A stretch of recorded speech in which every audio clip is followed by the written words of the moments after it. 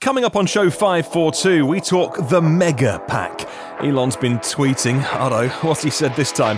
We're talking electric Mercedes buses as well.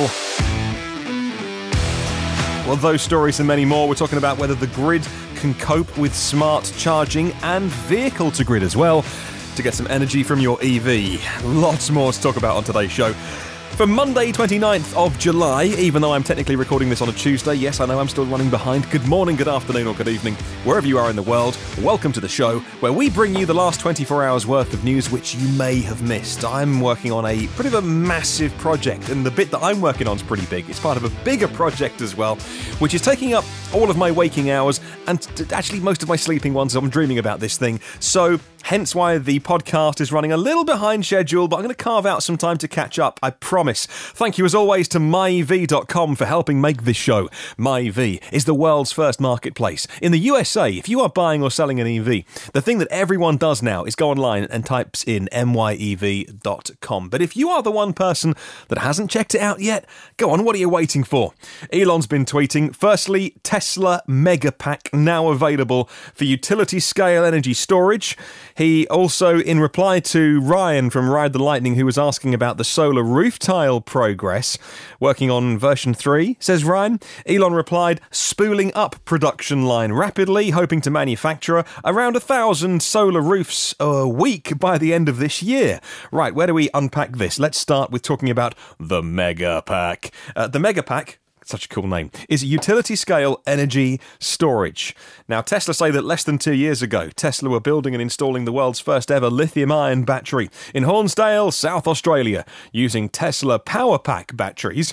Since then, the facility has saved nearly $40 million in the first year alone. Not sure whether that's Aussie dollars or US dollars, but it's a big number, right? And it helped stabilise and balance the region's unreliable grid. They were pretty much prone to brownouts and occasional blackouts as well until Tesla came along and sorted it all out.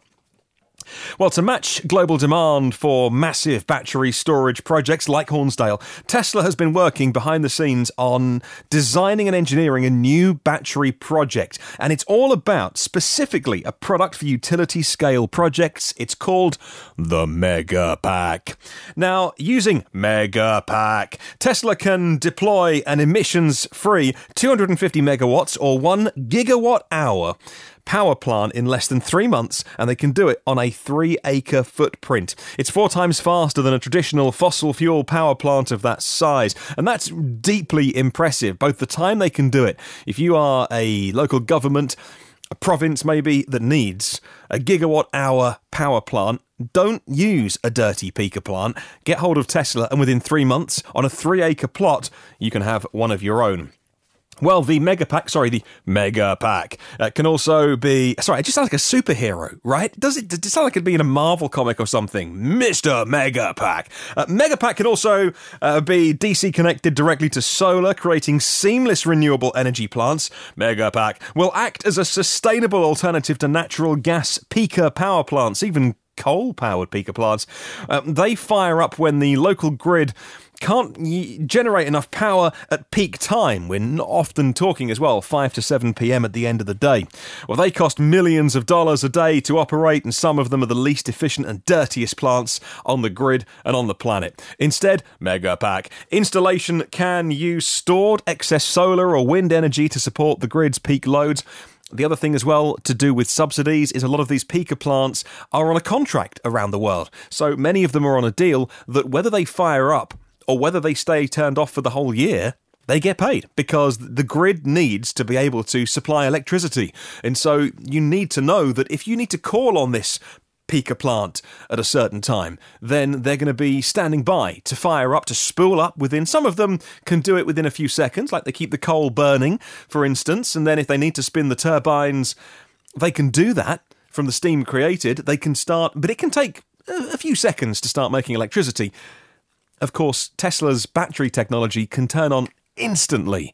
And, of course, it's clean, and if anyone's going to be paying subsidies to have backup power plants for that time when we just really all turn on and cook our dinner at the same time, wouldn't you rather that it was a battery storage technology that did that? I'll pop a link in the show notes if you want to read more to the article on Tesla's blog where I found it. And also they have a direct link as well. It's tesla.com/megapack. Now, let's talk about Gigafactory 3, because Giga 3 in China has now got air conditioning. Why is that important? Let me tell you.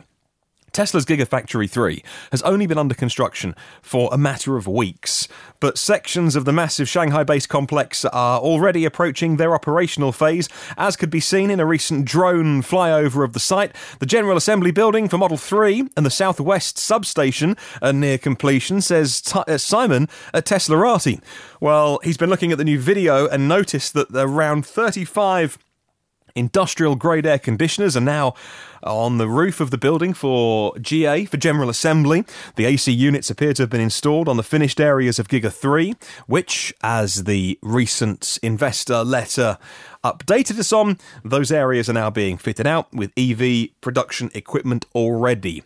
They've only been building it a few weeks. In fact, it wasn't long ago that was simply a mud field, and every EV hater, EV doubter on the internet was saying, not only will it take Tesla years to build this thing, but it'll never happen. So many people said, okay, the China factory, right? Wake me up when it's built. Hello? Knock, knock.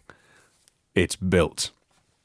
They're going to do Gigafactory 4 in Europe next, and not that I'm not very proud of the part of the world that I live in, I can guarantee you that it might take a year to get the permits in place. If they're going to do it in somewhere like Germany or France, yeah, good luck having that built quickly. Do it in the UK, it's going to be a slow process. Maybe there's some bits, maybe if you're doing it in a country that is more open to the investment, they need the cash, they want the publicity as well, they want the jobs, the investment, they could probably fast track it through, but the speed at which China is doing it, when you've got that legislature that's supporting it, and the government, the local governments, making the rules to make it happen, I mean, that's deeply impressive. Whatever you think about, certainly, the politics of China, the ability to put up a building this quickly and start making cars before too long, well, that's deeply impressive. Hey, let's talk India. They're going to add 5,000 electric buses in 65 cities in an ongoing massive EV push. An Indian government committee has now sanctioned over 5,500 EV buses. They're going to be used in 65 cities in one of the largest bus initiatives in the world outside of China, says Electrek today. Well, Shanghai has transitioned all of their public bus fleet to pure EV. That's over 16,000 buses all running on electric power. Well, this announcement from India came on Twitter from Amitabh Khan. He's the CEO of the government's Niti Aayog Commission. He tweeted about approval for the buses, which will be made in India by 8 state transport undertakings. India wants to push the manufacturing of EV batteries domestically. There are still plans for a major electrification of the country's 2- and 3-wheel vehicles as well. The announcement about electric buses follows another announcement this weekend that India is going to be cutting taxes on electric vehicles. They're reducing the EV car tax down to 5% from 12%, and cutting taxes on EV chargers down to 5% from 18%. I'm going to link through to Electrek in the notes if you want to read more. Hey, by the way, the show notes might look smaller in your podcast catcher or the app that you use, even Apple, Google or Spotify, because the file that delivers the podcast after 540 episodes was getting too large. So I'll put links to all the stories in the show notes going forward. If you want the full thing, by the way, and you want to see all your names, the Patreon supporters, all that kind of stuff, then go to the blog, which is evnewsdaily.com. That is actually the first place that gets the podcast, and then it filters out to other things like Patreon and the podcast apps throughout the day. But if you want it first, it always appears first at evnewsdaily.com on the website. Staying with buses, after many orders from German transport companies, Mercedes-Benz is now delivering the first export orders of the Ecitaro. The orders from well-known companies from Luxembourg, Norway and Sweden show the wide range of variants of the Ecitaro available. It can be adapted to a wide range of requirements. We'll just take one of those, like Luxembourg.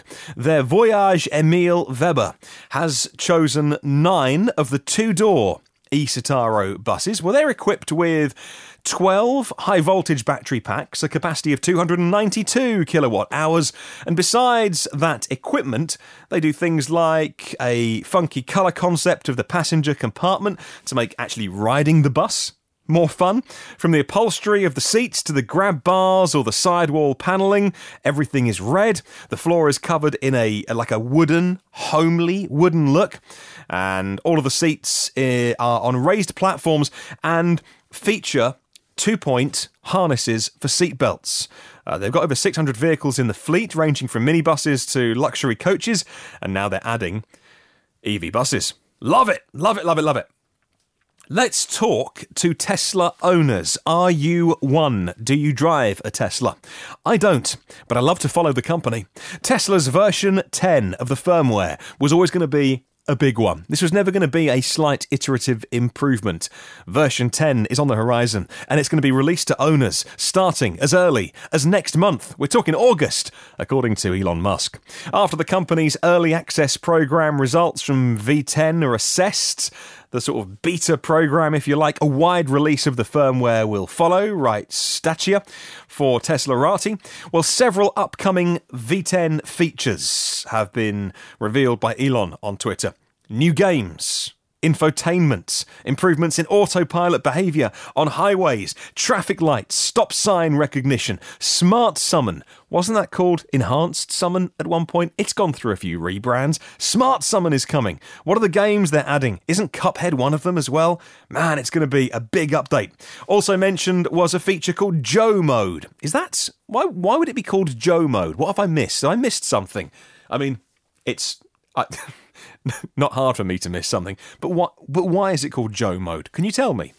Joe Mode is coming. It lowers the volume of autopilot warnings and notifications by half. And Elon noted that infotainment features will need the premium connectivity package. In the same conversation regarding the V10 release, Elon talked about their support for video streaming, if you're on Wi-Fi, of course. Specifically, that if you're in park, you can now enjoy Netflix and YouTube. And that might be something that some people would say, well, that's for the younger generation. But to be honest with you, I think things like Netflix and YouTube, they're pretty much enjoyed by all ages now. The bigger thing perhaps could be Spotify that's coming to the cars as well. And again, maybe that is a play for the younger drivers of Teslas, the people who don't have record collections. They just rent everything. They rent their music from Spotify. They rent their films from Amazon Prime and Netflix. They often like to do car sharing and rental cars as well. There's a generation growing up now that don't collect anything. They don't really have possessions because everything's a subscription. And not only is that normal, it's what they want, because they get the world's music collection rather than having to build up a CD or even a vinyl collection over many years. In one subscription, they get access to all the music ever made. You see their point. Well, let's talk about Elon's tweets. He said, ability to stream YouTube and Netflix when car is stopped coming to your Tesla soon has an amazingly immersive, cinematic feel due to the comfy seats and surround sound audio. Depends on how release to owners with early access goes, but hopefully wide release by end of August. Well, factor in some Elon time on that one. And even if it's September, if you're a Tesla driver, you've got a big old update coming soon. Surely when we all have electric cars and we all plug in at the same time... Yeah, right. The grid is going to fry itself. We'll all be plunged into the dark ages, and once again, we'll know life without electricity. That is the doom story that's told, but a new project has been going in the UK called Electric Nation. It ran from 2016 to 2019 here in the UK. It was the largest smart charging project ever conducted on the planet.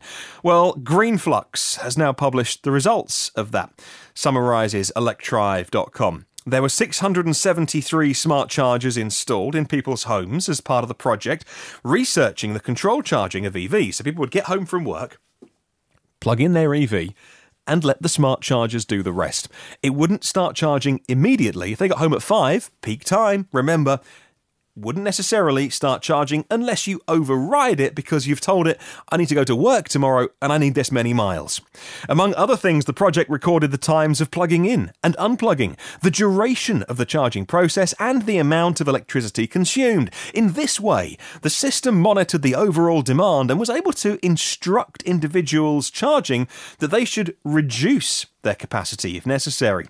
Well, Green Flux has concluded, according to this company statement, that thanks to controlled charging of electric cars, there is no need to even upgrade existing grid capacity. This will eliminate the need for costly investments in the grid. In Germany, EnBW came to a similar conclusion when they did a similar field test near Stuttgart. Even the National Grid, the company in this country which supplies the infrastructure on a national level, has said, we've run the numbers, we've looked at the best case scenario of everybody having an EV, we don't need to upgrade the grid. The naysayers, the doomsayers, the ones that don't want to see EVs work, will always try and throw that seed of doubt in there. But just throw back to them, if they say everyone's going to get home and plug in at the same time, well, firstly, if you've got a big battery, this study showed that people charged, I think, 0.3 times a week. Anyway, throw back to those people, yeah. And what if everybody who has to put fossils in their car turned up on the petrol forecourt at exactly the same time? They would grind to a halt. There'd be queues down the road. There'd be rioting from people knowing that sooner or later the tanks underground are going to run out and they're going to miss out. They'll be fighting. There really will be civil unrest. Can you imagine if everybody who had a petrol car turned up to charge? See, nature, force of habit, right? Everybody who turned up to refill at 5 o'clock every day? Social meltdown. But we don't do it with EVs. We don't get home at 5 and plug in. And if we do, smart charging will shift that to the overnight period when we're all asleep. And the grid has to be built for its peak demand. The grid has to be built for the time when we all want our heating and air conditioning turned on, depending on whether you're hot or cold. But at 3 o'clock in the morning, it's massively underutilised, but they've had to spend the money on the infrastructure to cope with the peak. The electric companies, the infrastructure companies, they all want EVs because it means that investment they've made can be transferred to the overnight hours. It flattens the grid. They love EVs. They become the new oil companies. Not surprised why electricity companies are waking up to electric cars. Good news today. Really enjoyed that. Thank you very much to everybody who pointed out the fact that yesterday on the podcast I would tell you why I missed Saturday's show and then promptly didn't tell you yesterday. I've changed cars. I've gone from a 22 kilowatt hour Renault Zoe to another Renault Zoe. If you've been following me on socials, on Twitter, I adore the Zoe so much. The size is small enough to be a great city car, but big enough and comfortable enough to have 4 or 5 people doing long trips. The thing is, I'm doing more long trips. My life changed quite a lot, actually. I got the train to London for 7 years to work in my radio job, and I quit that very stable career, arguably probably for life if I wanted it, and stopped it to see if I could make podcasts work for me and for other people as well. It's a gamble. I think it's going to pay off, but it's a big unknown, right? Life was certainly turned upside down, so I don't get the train anymore. I'm doing more long journeys now, and I just needed more range, but I loved my car. So, what's the ultimate solution? If you love your car but need a bigger battery, get the same car with the bigger battery. So I have done. So I now drive the 41 kilowatt hour Renault Zoe. Real world, 180 miles range. In the summer, maybe more. In the winter, maybe less. Maybe 160 miles range, actually, depending on how you drive. It just suits me perfectly. It's got AC charging, doesn't have DC fast charging, but that's okay. We charge overnight at home. I'm not doing more than 200 miles a day, and it really is the perfect car. Thank you so much to everybody who helped persuade me to do that, but ultimately to Will at DSG in Morecambe, in the northwest of this country. He sells more Renault Zoes than anybody else. Sold about 20% of them last year in this country. Others are selling 1 or 2 Zoes here and there. He's selling hundreds. If you want a Renault Zoe, then obviously you can get one from anywhere. Buy a used one. But if you want a new one or a used one, it should at least be worth a telephone call to Will at DSG, as I did, to say, all right, I've made them a decision. Let's do it. So, got new ones, got used ones. They, obviously, because they sell more than anybody else, they know more about everybody else than anybody else, I would argue. The techs they have in the workshop that work on ones that need a little bit of fettling here and there. They are experts in this. And no, Will hasn't paid me to say this. Of course, whenever you get good service these days, people forget to say thank you. People will always go online and complain bitterly about bad service or leave a bad review, but when they get good service, they never say it because negativity is easier than positivity. But I wanted to put something good out there and say, I had a great positive experience, and maybe you have as well. And I don't know if you'll be thinking about going for maybe a Renault, or he sells Hyundais as well. It's a family business, third generation now with Will, and it's worth at least a phone call. Don't you think? Let's move on to question of the week this week. Thanks to myev.com. It's a great question this week, and you can answer it online, and I'll read out your answer on Sunday. As EVs become more popular, do you think there's still a camaraderie among EV drivers? Let me know your thoughts. Email me, hello@evnewsdaily.com. Thank you to 236 patrons of the podcast. You keep me going and you make this show happen. Thank you, Phil Roberts from Electric Future, Brad Crosby, our premium partner, and Avid Technology. Looking forward to our first Ask Avid show very soon. If you want to get any of the back catalogue shows, you can do. They're online for free. Just like all the new shows, you get them first and free and automatically. Have a look at the blog, evnewsdaily.com. Leave a little review on Apple if you can, and no worries if not. I know you're busy. Say hi on the socials. Search EV News Daily. Have a wonderful day. I'll catch you tomorrow. And remember, there is no such thing as a self-charging hybrid.